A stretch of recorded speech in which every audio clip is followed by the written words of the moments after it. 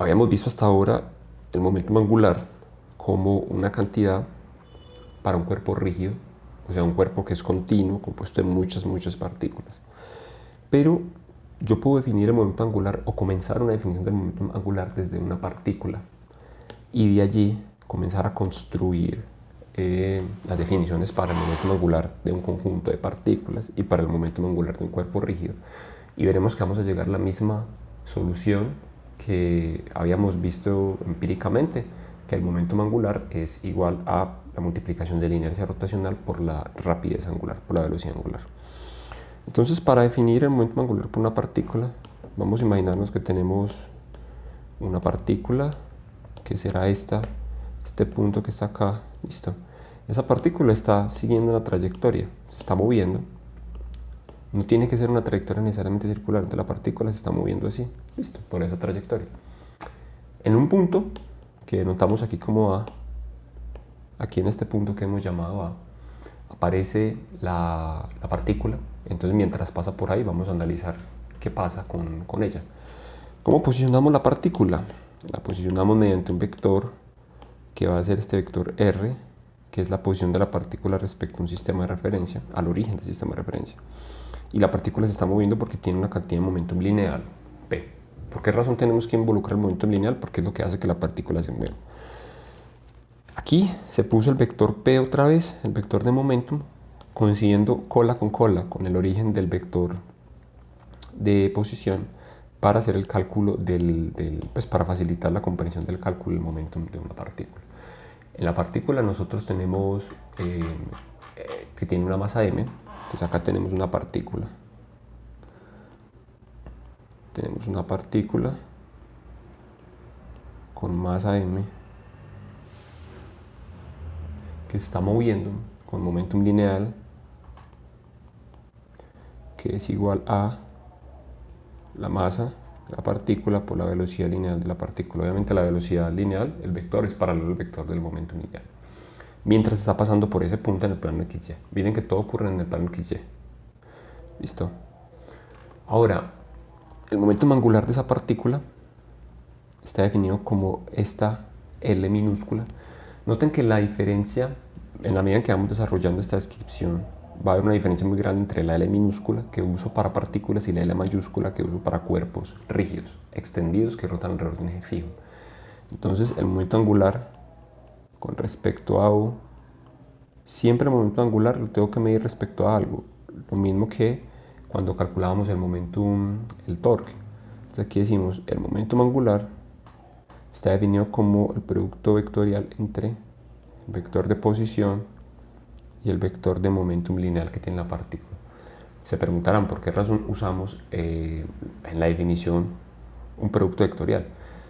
Por la razón que la usamos en el torque, porque para dar cuenta del efecto que tiene esa cantidad en la partícula, necesito dónde se aplica, eso me lo da la posición, y necesito la magnitud, eso me lo da el vector de momentum lineal.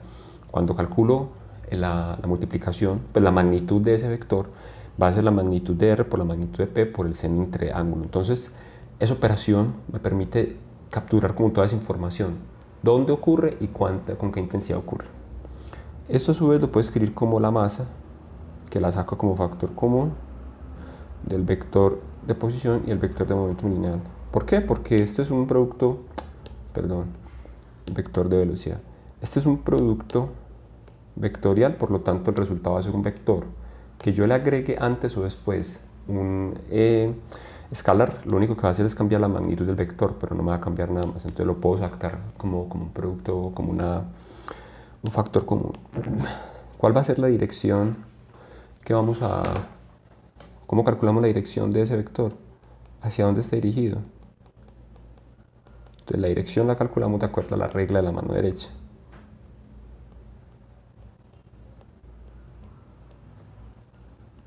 La regla de la mano derecha nos dice, enrolle sus manos en la dirección que ocurre el movimiento y dependiendo de si su pulgar apunta hacia arriba o hacia abajo, usted va a elegir el signo. Entonces aquí sabemos, voy a empezar por el vector de posición y voy a enrollar mis manos hacia el vector de momentum. En esa forma, cuando usted enrolla sus dedos, su pulgar va a apuntar en esta dirección, ¿cierto? enrollando sus dedos hacia acá, su pulgar apunta en esta dirección, esa es la dirección positiva del eje Z, y en efecto usted puede ver que acá el vector es hacia arriba y es perpendicular. Noten que es perpendicular tanto al vector de momentum como al vector de posición. Listo, estos dos vectores de acá, porque está perpendicular al plano que forman los vectores R y P. Y la magnitud, que es lo que nos interesa, por definición de un producto vectorial, la magnitud es la multiplicación de las magnitudes de los vectores por el ángulo entre ellos.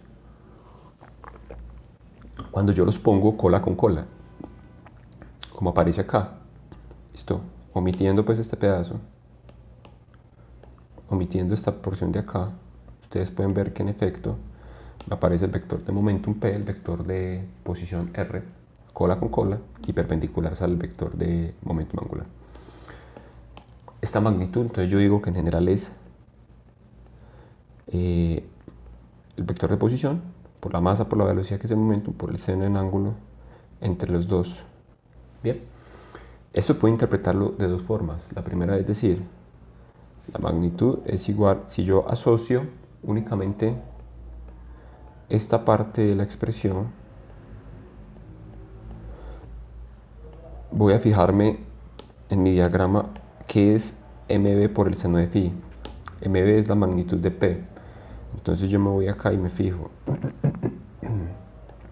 Este mb es la magnitud de este vector, o sea que está relacionado con este lado del triángulo, listo.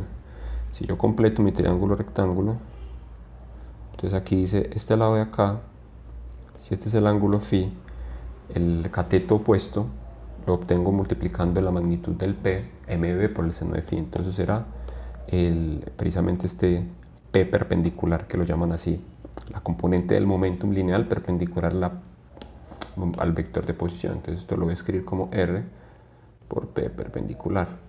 Listo.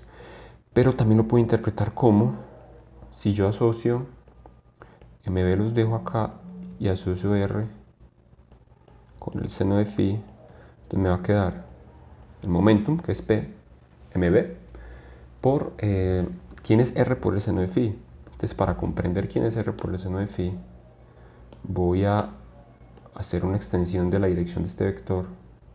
Listo. Y voy a calcular la componente perpendicular como hacíamos cuando calculábamos torque. Entonces vemos que esta componente de acá, si este es el ángulo phi por ángulos opuestos por el vértice, entonces ese vector de acá, yo conozco la magnitud que es R, conozco el ángulo, seno del ángulo por el cateto, me va a dar esta porción de acá, que es lo que llamamos R perpendicular. Entonces acá esto será P por R perpendicular. Son dos posibles interpretaciones, que ahora vamos a usar una de ellas para completar la descripción para un cuerpo rígido. Listo, entonces, primer resultado, el momento angular de una partícula lo puedo definir. Segundo resultado, el hecho de que la partícula tenga momento angular no me garantiza que ella se esté moviendo en una trayectoria circular, o sea, que esté rotando alrededor del origen O. ¿Por qué razón? Piense, si yo le pongo acá, yo puedo tener la partícula rotando alrededor de este punto, claro que sí, pero la partícula puede estar haciendo cualquier otra cosa. Y yo puedo calcular la cantidad de momento angular para la partícula y la partícula no tiene que rotar. La cantidad L mayúscula, que es la cantidad de la que hablamos la última sesión, es una cantidad que aplica y que hace que los cuerpos roten, los cuerpos rígidos. Ya vamos a ver por qué razón la L mayúscula, el momento angular para un cuerpo rígido, sí o sí, cuando el cuerpo rígido contiene momento angular, hace que rote. Para una partícula no siempre ocurre esa situación. Bien.